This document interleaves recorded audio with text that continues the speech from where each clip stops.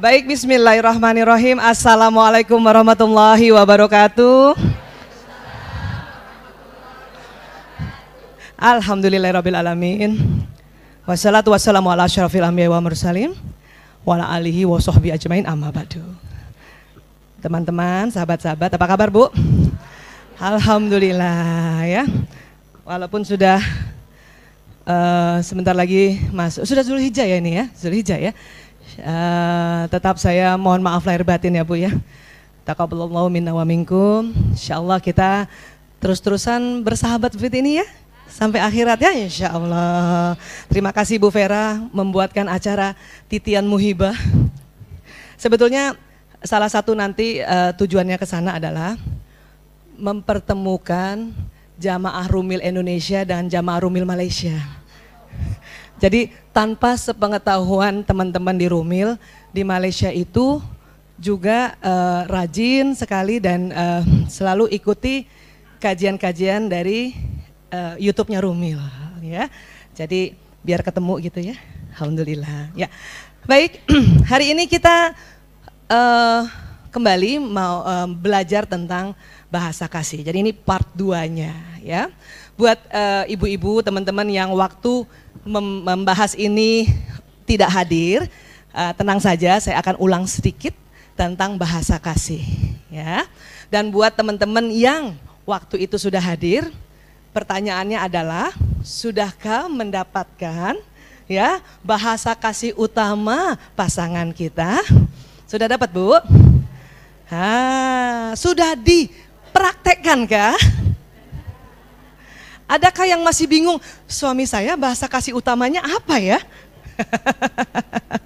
Masih bingung ya? Ada mana operator? Oh, ini mohon maaf nih timnya Bu Aisyah semua bawa anak. Alhamdulillah. Ya.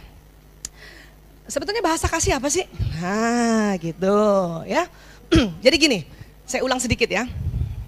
Dulu sewaktu kita pertama kali hendak dilamar, apa perasaan ibu-ibu? Deg-degan, apalagi? Keringat dingin? Masya Allah, saking senangnya ya. Mungkin ada teman-teman di sini proses pernikahannya lewat ta'aruf, pertemuan gitu ya. Mungkin juga ada yang dijodohkan. Nah, saya termasuk dijodohkan. Nah, ada yang ketemu sendiri? Alhamdulillah. Ada yang dipaksa?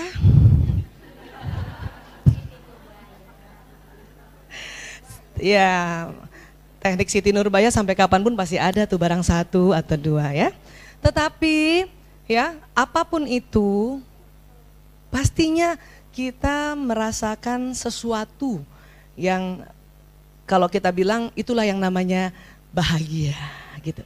Ya. Kenapa? Karena pada saat kita mengikuti fitrah kita sebagai seorang perempuan dan kemudian ingin menikah dengan seorang laki-laki, itu hormon bahagia di otak kita tuh banjir. Banjir. Sehingga itulah salah satu dampaknya deg-degan, keringat dingin, dan selalu merasa semangat gitu ya, nggak sakit. Walaupun diterpa hujan pada saat pertemuannya, nggak sakit. Selalu ada keinginan jumpa, gitu ya. Iya, selalu ada keinginan, dia lagi ngapain ya?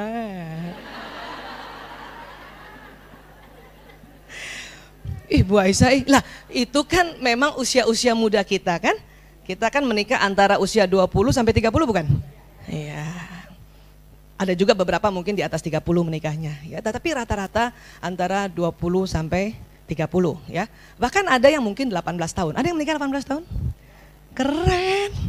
Masya Allah Ibu. Keren ya. Saya dulu pengen begitu tapi nggak ada yang lamar. Jadi 23 tahun menikahnya ya. Nah itu. Nah pada saat itu yang disebut jatuh cinta. Ya, jatuh cinta. Nah Kemudian ya, kita selalu merasa dia mengerti aku. Gitu ya. Selalu merasa begitu di awal-awal. Oke.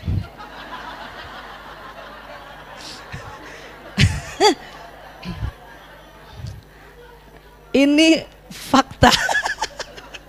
Ini kaitannya dengan neuroscience sangat erat ya, kaitannya tubuh manusia dan kaitannya dengan tuntunan Allah untuk selalu belajar seperti ini. Oke? Ya, baik. Kemudian ya, pada satu ketika ya, setelah menikah, rasa itu sebetulnya, rasa jatuh cinta itu menurut para ahli psikolog dan psikiater bisa bertahan selama 2 tahun. 2 tahun. Adakah teman-teman yang sebelum 2 tahun udah kesel? Waduh. Walaupun ada namanya sedang menselaraskan bersama apa kemauan dia, apa kemauan kita gitu ya.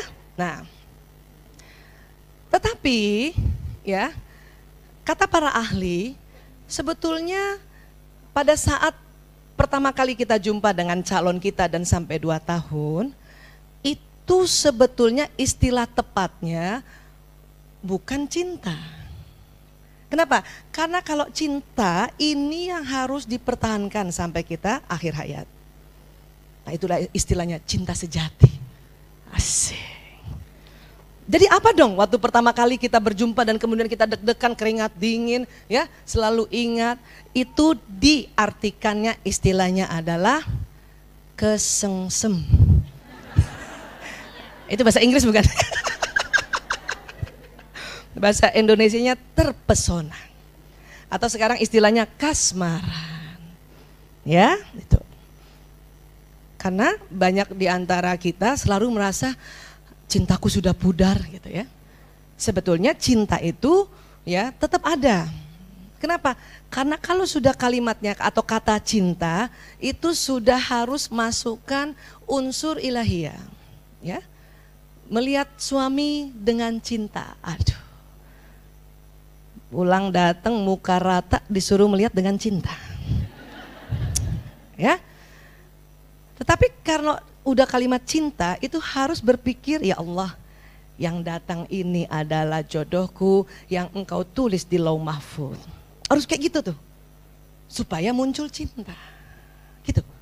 Ya. Pas dia datang, jodohku. Biarpun begitu mukanya, ya gitu kan. Rata, kan kita udah belajar kan?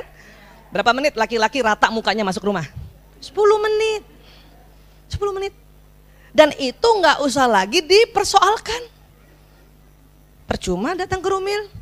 Kalau muka laki-laki 10 menit kita persoalkan, dia nggak pernah senyum pada aku. Kapan Bu?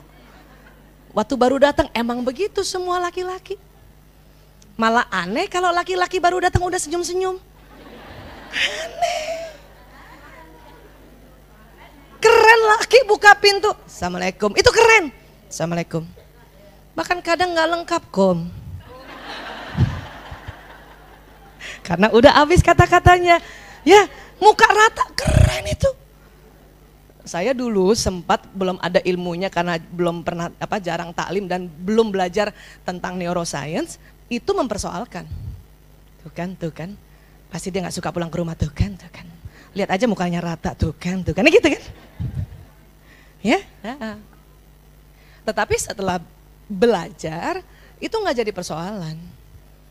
Pas muka rata, ya Allah, laki banget. Muka rata kan gitu ya. Nah, ya.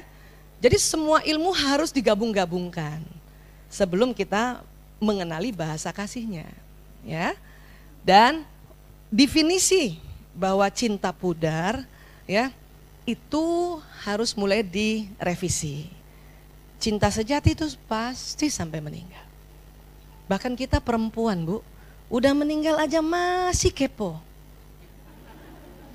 Iya, saya bilang sama suami saya, kamu kalau saya meninggal duluan, saya paham bahwa laki-laki tidak bisa ditinggal istrinya lama-lama.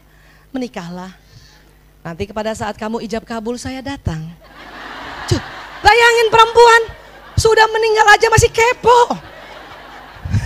Saking cinta sejatinya itu. Pengen tahu siapa gantiin gue?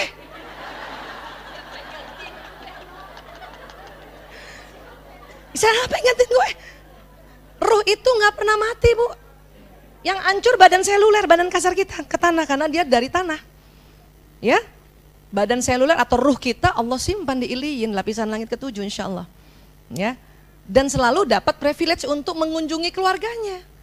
Apa susahnya saya bilang, ya Allah, kata Allah, kamu mau kemana? Saya mau lihat ijab kabul suami saya. Dikasih izin tuh, silakan. Alhamdulillah, terima kasih ya Allah. Terus gimana? Ya pas kamu ijab kabul saya ada di situ. Pas kamu malam pertama saya berdiri di pintu.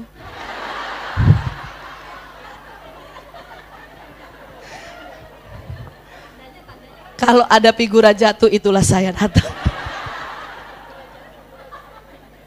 Bayangin Bu, betapa cinta sejati. Kita udah meninggal aja kepo. Pengen tahu. Masih ada gitunya loh. Ya, udah jadi ruh padahal. Ya gitu ya. Kata suami saya apa? Kamu ini ngizinin apa nakut-nakutin? Sebetulnya antara ngizinin dan juga membeberkan fakta. Bahwa kita perempuan sampai kapanpun ya tetap ingin tahu apa yang terjadi pada pasangan kita. Saya tanya balik, kalau kamu yang pergi duluan saya gimana dong? Ya, kamu gak boleh kemana-mana.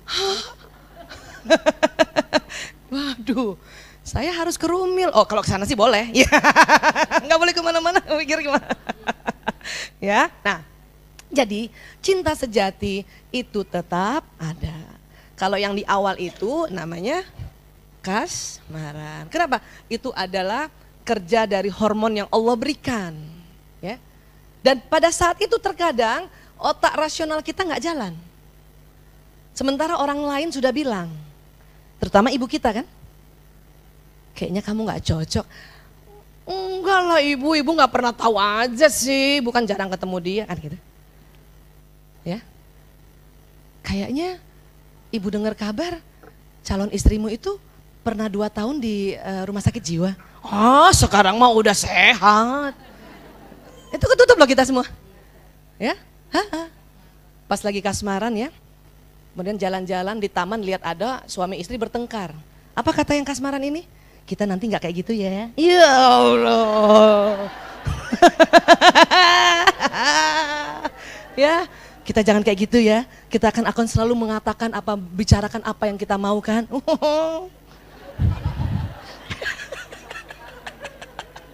Ada gitu nggak?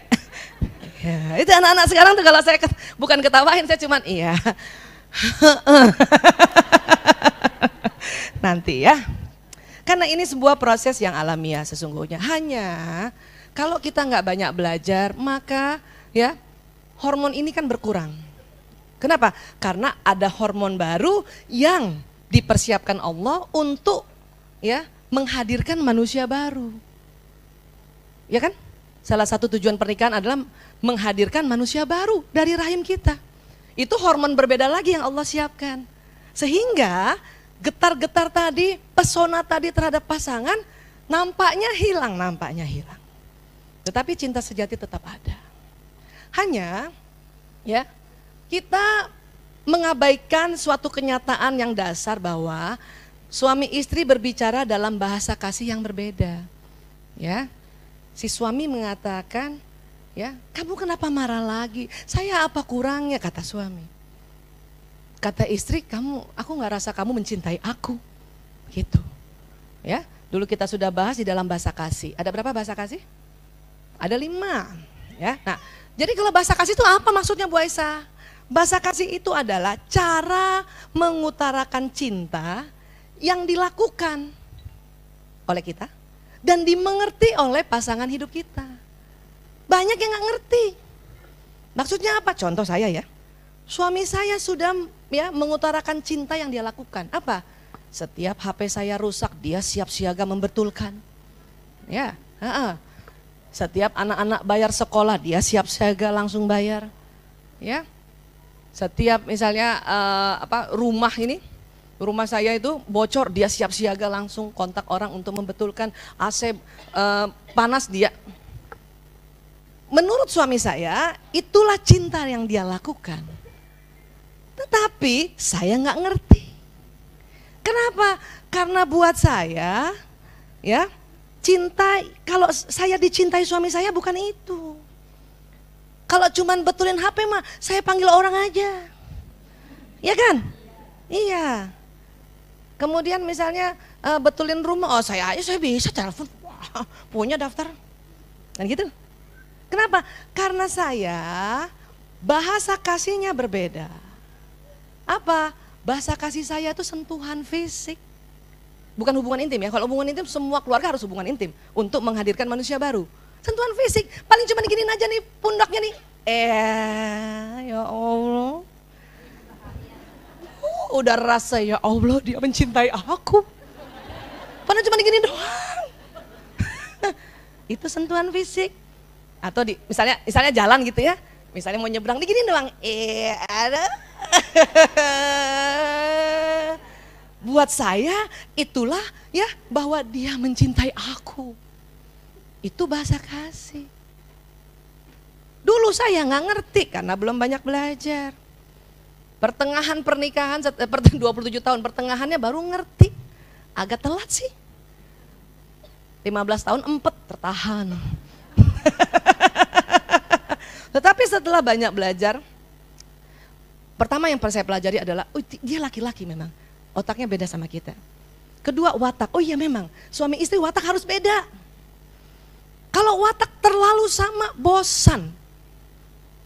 Sama seperti, maaf, sekarang sedang juga musim di seluruh belahan dunia, ya, punya pasangan hidup sesama jenis, itu sangat membosankan. Itu sudah terbukti. Beberapa klien-klien saya yang ranah itu datang dan mengatakan bosan. Terus gimana? Kata mereka sekarang sedang banyak yang ikut komunitas ini. Jadi gampang cari yang baru.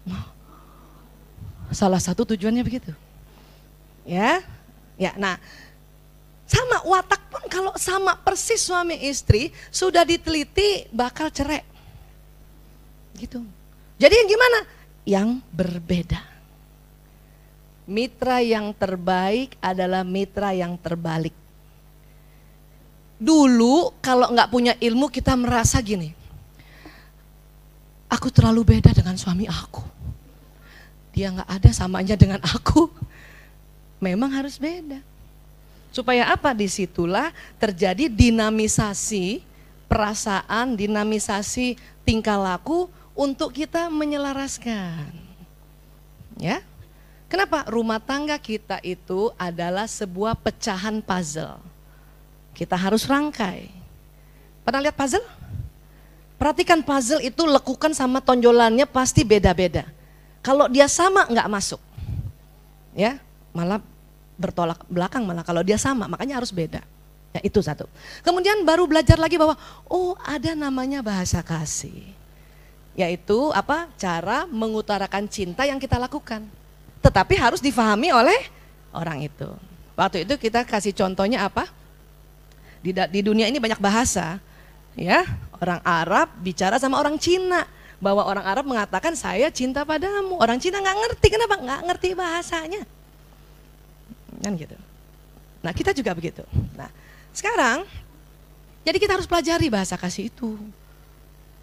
Menurut saya ilmu ini sangat gampang. Kenapa? Bahasa kasih setelah diteliti, setiap orang itu ada 5, cuman 5, mulai dari kecil sampai kita mati. Cuman 5. Ya, masih ingat siapa masih ingat? 1, pujian. 2, waktu. 3, sentuhan fisik. 4, pelayanan. 5, hadiah. Hafalinnya nggak usah berurut, nggak apa-apa ya Bu. Boleh ditukar-tukar. Ya, iya, itu 5. Nah, ini. Yang pertama nih bahasa kasih pujian. Siapa yang sudah apa istilahnya? Sudah tahu kalau suaminya bahasa kasihnya pujian? Ada? Ya, ada? Jadi buat teman-teman yang baru hadir, bahasa kasih itu ada 5. Dia ibarat baterai, ada gambar baterai dulu situ. Ya, loncat dulu sebentar. Dia ibarat baterai yang ada di otak kita. Ya, ada baterainya. 5. Ada yang 5 itu pasti semuanya senang. Sentuhan fisik semua senang kan? Senang. Dipuji semua senang? Senang. Dilayani semua senang? Senang. Kemudian pelayanan semua senang dilayani? Iya kan? Hadiah senang dikasih hadiah. Ini 5, 1, 2, 3, 4, 5. Ya, waktu itu guru saya Bapak Adi Gunawan, dia seorang hipnoterapis klinis ya. Dia ingatkan saya bahwa baterai kasih itu ada 5. Rasa aman seseorang berbanding lurus dengan isi baterai kasihnya. Seorang bayi, ya, 5-5-nya itu harus diisi awalnya sejak dia lahir. Sampai umur 3 tahun, harus diisi semuanya. Ya, harus diisi. Ya, sifatnya tuh diisinya setiap hari, persis nge-charge kita punya handphone. Atau kalau ada baterai listrik yang di-charge kan bisa di-charge ya. Penyimpangan perilaku adalah indikasi isi baterai sudah mencapai batas kritis minimal. Kalau anak kita udah guling-gulingan dikasih tahu nggak ngerti, berarti ya baterainya nggak ke-charge itu. Ada 5 salah satunya nggak ke-charge. Karena kalau dari bayi harus 5-5-nya di-charge. Ya. Harus dikasih pujian, sentuhan fisik, harus kasih pelayanan juga. Ya, harus kasih apa lagi? Hadiah juga. Harus kasih apa lagi? Waktu. Nah, itu bayi. Kapan itu kita lalai? Ya, hati-hati sewaktu remaja dia punya penyimpangan, termasuk pakai narkoba. Ya, termasuk pakai narkoba. Oke? Nah, sekarang yang mumpung yang anaknya masih kecil dan masih sampai umur 3 tahun, perhatikan baik-baik baterai kasih ini dan harus di-charge setiap hari 5-5-nya. Nah, dia ada di sini soalnya. Di kuning ini baterainya. Nanti dia jalan listriknya ke bawah nih. Sehingga membuat orang ini berperilaku yang lurus, yang benar, baik dan pantas. Kenapa di-charge? Ada lagi istilah mereka tangki kasih. Tangkinya tuh di mana ya? Di sini di otak. Kalau nggak pernah di-charge, tangkinya tuh kosong. Ya, nah setelah 3 tahun bagaimana Bu Aisyah? Setelah 3 tahun, ya baterainya 5-5-nya nggak usah di-charge. Apa? Karena susunan baterai begini nih. Kalau pernah belajar fisika dulu, ya, siapa yang kabur ke kantin kalau belajar fisika? Ini baterai ini begini susunannya nih, ya, rangkaiannya begini. Itu yang kita charge cuman di ujung sini nih, yang utama, sama di ujung sini. Kalau itu 2 di charge, maka 5-5-nya terisi. Tapi kalau waktu masih bayi sampai umur 3 tahun harus diisi dulu semuanya. Sampai sini bisa sepakat ya? Nah, kalau udah 3 tahun itu isi 2 saja, 1 dan 2. Dari 5 ini ya perhatikan, karena hanya bisa diperhatikan. Kita nggak bisa tanya sama anak kita yang umur 3 tahun, nah bahasa kasih utamamu apa? Nah, nggak bisa. Satu-satunya adalah memperhatikan. Ya, ada anak yang kalau dipuji gembira banget dan pasti dia kerjakan semua yang apa kita suruh. Ya kan? Ada anak yang minta waktu, main bareng gitu. Ya berarti dia bahasa kasihnya waktu. Ada yang anak sentuhan fisik, paling gampang sentuhan fisik. Setiap datang pasti meluk kita atau desel-desel badannya. Yeah. Yang bahaya kalau ibunya bahasa kasihnya bukan sentuhan fisik yang utama. Digini-gini badannya ibunya apa sih? Ini bahaya nih. Makanya harus belajar kita ya. Ada anak ya senang banget pelayanan. Cepet kita ambilin makanan cepet, ambilin minumnya cepet. Berarti dia bahasa kasihnya pelayanan. Ya. Ada anak kalau menerima hadiah, hadiahnya itu disimpan. Dia tahu persis ini ibuku kasih. Ya. Kapan? Ya. 17 Agustus 2015 misalnya gitu. Ada yang begitu.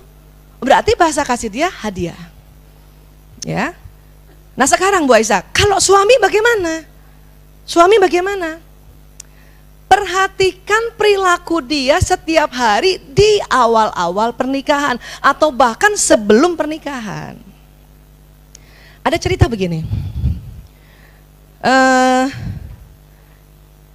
si laki-laki selalu datang ke rumahnya perempuan, ya, dan dia selalu membantu calon istrinya itu, ya, bebenah ruang tamu. Bahkan kalau ada habis makan keluarga bersama, kan dia jajak makan, ada dia, ada calonnya, ada calon mertuanya 2 dan calon adik-adik iparnya 7 orang. Yang nyuci piring yang perempuan ini, tapi dia selalu bantu. Dia selalu bantu. Ya, selalu bantu. Ini kita sudah harus berpikir, kok dia sering bantuin aku bebenah ya? Gitu. Nah, pada saat berumah tangga, si laki-laki ini yang menjadi suami, ya, sudah tidak pernah lagi membantu untuk urusan-urusan rumah tangga, dan dia minta istrinya lakukan itu. Lakukan itu. Istrinya berpikir, dulu kok dia yang melakukan itu?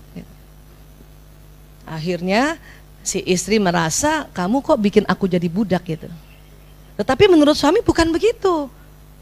Ya, itu pekerjaan kamu gitu. Tapi kamu waktu saya belum nikah kan kamu bantuin saya melulu. Nah, setelah belajar tentang bahasa kasih, barulah difahami bahwa suaminya di kisah ini, karena waktu di awal pernikahan dia selalu membantu, rupanya dia ingin mencontohkan begini loh, untuk melayani saya nanti. Maka dia itu berarti bahasa kasihnya pelayanan. Gitu. Makanya si suami akan sangat cinta sama istrinya kalau istrinya itu rajin bebenah, masakin dia, ya, kemudian semua diurus anaknya, begitu. Itu berarti bahasa kasih utamanya pelayanan, utama pelayanan. Ada lagi cerita kasus yang lain, ya. Teman-teman mungkin ada yang WA saya mungkin di HP, saya minta maaf belum dibales semua karena rusak 1 bulan. Nah, tetapi waktu 2 hari kemarin sudah bagus, sudah aktif, saya perhatikan hampir semua bertanya tentang bahasa kasih dan memberikan contoh-contohnya. Jadi saya cerita di contoh-contoh ya, tanpa sebut nama ya. Baik. Jadi ada lagi yang cerita begini, Bu Aisyah, saya tuh udah layanin suami, semua yang masak saya, nyetrika baju saya, nyuci saya, anak-anak semua. Tapi kok dia merasa saya tidak mencintai dia? Gitu ya. Tetapi setelah saya belajar tentang bahasa kasih, waktu di Rumil dia bilang, saya baru paham bahwa dia selalu bilang gini, kamu gak usah masak lah, buang waktu, udahlah kalau ada sama saya duduklah dekat saya sini. Ya, kalau perlu kalau saya datang nggak usah lah masak, sudahlah duduk sama, kita pergi ke kamar. Gitu. Dan dia selalu dia bilang sama saya gini di dalam chatting WA-nya. Dan suami saya selalu setiap ngomong selalu saya ingin diraih, ingin dipeluk gitu. Saya baru paham berarti bahasa kasih utama suami saya adalah sentuhan fisik, bukan pelayanan. Jadi nggak semua laki-laki, nggak semua suami ya merasa dicintai kalau dicucikan bajunya, dimasakkan makanannya, nggak semua, nggak semua. Kecuali memang bahasa kasih utamanya pelayanan. Nah, dia senang tuh. Ya. Sampai sini bisa paham? Makanya kita cek segera. Caranya itu tadi. Apa yang sering dia lakukan di awal-awal? Nah, cuman sulitnya yang sudah 25 tahun ke atas menikahnya, apa yang dia bilang lakukannya? Wali aku. Lupa apa? Ah, ini yang baru 1 tahun, 2 tahun, bersyukurlah ya. Yang 5 tahun, 10 tahun, saya aja lupa. Udah 27 tahun, jarang 28 tahun, apa ya? Nah, kalau begitu apa kalau lupa? Sekarang lihat kesehariannya. Lihat kesehariannya. Tidak semua laki-laki, saya pakai lagu. Tidak semua suami, ya, selalu ngomong sama istrinya, dia peluk istrinya gini. Enggak semua kan?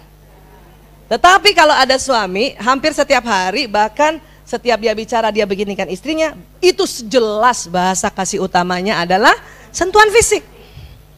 Jelas. Yang bersyukur itu kalau suami istri bahasa kasih utamanya sama. Itu enak banget. Sayangnya dulu waktu mau dilamar belum belajar bahasa kasih. Kalau udah belajar saya bikin pengumuman. Barang siapa yang bahasa kasih utamanya sentuhan fisik, maka itu akan jadi calon utama. Supaya nggak bertengkar gara-gara ini. Ya. Sayangnya tidak bisa diulang. Karena ada cinta sejati. Itu. Ya, karena sudah tertulis di Lauh Mahfuz. Kecuali salah satunya ada sesuatu yang tidak di luar kendali manusia. Ya, ada cinta sejati itu tuh yang mau kita raih. Ya. Itu. Nah, ini. Ada cerita lagi. Kayaknya bisa paham lewat cerita kali ya. Ya. Istrinya gini. Istri ya sekarang ya. Bu Aisyah, saya tuh ya, ini istri baik banget nih, pinter masak, pinter jahit, pinter bebenah ya. Saya sudah layani suami saya semuanya seperti itu. Ya. Tetapi kok saya, dari ganti ya, saya kok ngerasa suami saya tidak mencintai saya. Dia merasa suaminya tidak mencintainya. Nah gitu. Terus gimana? Tapi waktu ada topik, ini bukan Jamaah Rumil, cuman dia ngikutin di YouTube Rumil, ya, tentang bahasa kasih, ya. Terus saya ajak suami saya dengar YouTube itu. Ya kebetulan suaminya juga sebelum-sebelumnya suka dengar kajian-kajian kita di Rumil gitu. Tapi terus dia nggak komentar Bu Aisyah. Dia sambil lalu saya sudah dengar, selesai dengar. Yang terjadi adalah keesokan harinya dia datang bawa bunga buat saya. Saya tuh langsung ngerasa gitu. Dia pakai emoticon muka malu gitu. Malu. Jangan sampai in, malu-maluin. Oh gitu. Ya Bu Aisyah, dia pernah lakukan itu sebelum kami menikah. Oh, dia sudah 7 tahun menikah, tapi 7 tahun sudah tidak pernah melakukan itu. Tapi sewaktu dia bawa bunga itu, saya aduh katanya. Ya, oke. Terus Bu Aisyah, besoknya lagi dia bawa martabak Bu Aisyah. Padahal selama ini dia selalu suruh saya masak. Sebelum dia bawa martabak, dia telepon sama saya, kamu gak usah terlalu banyak masak, saya bawain martabak. Itu saya gembira sekali. Ini kata istrinya, ya, saya gembira sekali. Terus luar biasanya lagi, keesokan harinya, ya, di dompet saya ada tulisan dari dia bahwa aku cinta padamu. Padahal menurut YouTube Bu Aisyah, laki-laki sulit mengatakan aku cinta padamu. Itu dasarnya Bu. Kalau udah bisa berarti keren banget. Paham ya Bu? Siapa yang merasa suaminya tidak pernah bilang aku cinta padamu? Itu lazim. Itu wajar. Dulu saya pernah bilang nggak dosa dia. Tetapi kalau kita udah tahu dasarnya begitu, kemudian dia mengatakan aku cinta padamu, itu keren banget. Harus sujud syukur.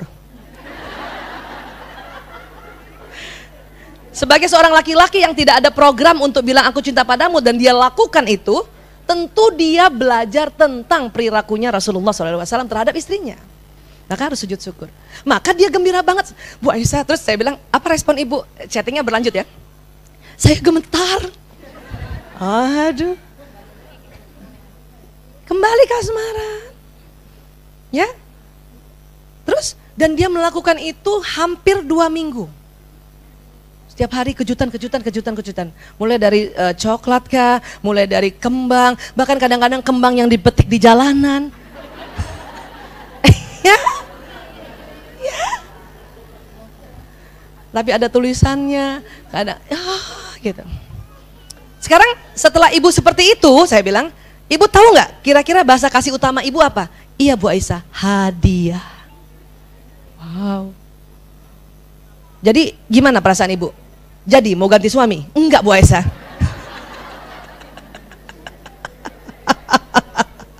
Nah sekarang itu tuh ini ya, WA-nya tuh sangat beruntung pas saya HP 2 hari yang lalu bener, dia ada di awal. Itu terbaru, yang lain udah di bawah. Sabar ya. satu-satu baru saya. Tapi jadi panjang karena malam dia rupanya dia lihat saya online, dia cerita lagi. Terus saya tanya, sekarang kira-kira suami ibu bahasa kasih utamanya apa? Saya sih kemarin tanya sama dia, kamu merasa aku cintai nggak? Oh sangat, kata dia. Dari awal pernikahan saya merasa kamu cinta sama saya. Kenapa? Ya karena kamu cucikan baju saya, setrikaan baju saya, masakan makanan saya, urusi anak-anak saya. Setiap saya datang kamu ada. Jadi si suami karena bahasa kasihnya apa coba itu? Pelayanan, dan istri melakukan mungkin tanpa sengaja karena dia pikir ibunya begitu sama bapaknya. Jadi dia lakukan itu. Si suami dari awal selama 7 tahun merasa dicintai. Si istri karena bahasa kasih utamanya bukan pelayanan, dia merasa tidak dicintai. Kalau suami nggak merasa begitu, dia merasa istri saya cinta sama saya. Makanya pada saat dia pernah marah, suaminya bingung. Saya apa lagi? Saya cinta kok sama kamu, dan saya tahu kamu cinta sama saya, gitu. Karena buat suami terpenuhi nggak? Terpenuhi. Padahal si istri melakukannya karena rutinitas saja dan dia lihat contoh orang tuanya. Memang kalau si suami pelayanan, ya, istri karena kita belajar dari kecil kalau lihat ibu kita layani bapak kita, dan kita lakukan itu kan, makanya dia terpenuhi. Tetapi si istri rupanya bahasa kasih utamanya bukan pelayanan. Itu dia rasa hampa 7 tahun. Makanya dia berterima kasih sama Rumil, ya, share ilmu ini. Dan dia juga orang yang selalu ngajak suaminya untuk melihat gitu. Yang saya heran Bu Aisyah, suami saya waktu itu dia tidak peduli, misalnya tidak peduli, dia habis itu ya udah cuek aja. Ya itulah laki-laki. Jangan juga ngajak suami nonton video terus papa ngerti kan, nggak usah gitu. Masa suami digituin, paham, nggak usah. Biarkan itu mengalir dengan sendirinya. Kan asik kan? Kayak dia kaget besok paginya dapat bunga mawar. Keren kan? Iya. Paham sampai sini ya? Iya, ya. Karena tidak semua juga seorang istri bahasa kasihnya pelayanan. Ya dia ada terima hadiah. Ciri-cirinya apa? Setiap ada yang diberikan hadiah oleh suaminya dia simpan baik-baik. Termasuk cincin perkawinan. Bahkan selalu sering ditaruh. Saya ketahuan kan? Bukan bahasa kasih hadiah. Karena tangan saya sudah bengkak. Cincin yang gak masuk. Itu alasan. Seandainya saya bahasa kasih saya hadiah, pasti saya usahakan cincin itu digedein. Yang dari ring lingkaran 17 jadi 21. Biarin tipis-tipis deh. Cuman saya baru menyadari bahwa bahasa kasih utama saya bukan hadiah. Gitu, sentuhan fisik. Ditepok-tepok gini aja udah seneng banget, ya Allah udah kayak udah meloncat.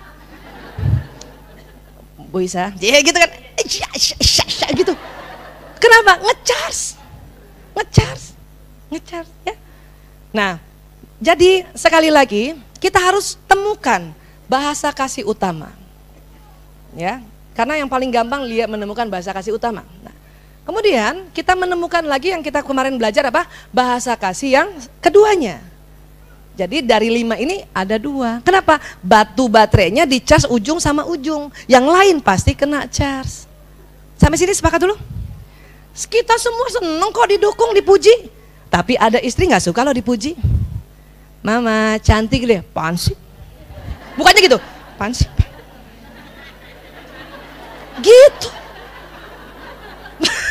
Kalau ada istri yang kayak gitu, berarti bahasa kasih utamanya bukan pujian. Bukan pujian.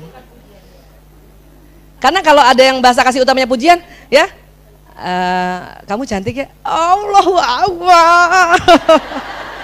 Masya Allah, ya Allah, ya makasih banget. Itu bahasa kasihnya pujian. Ada gitu.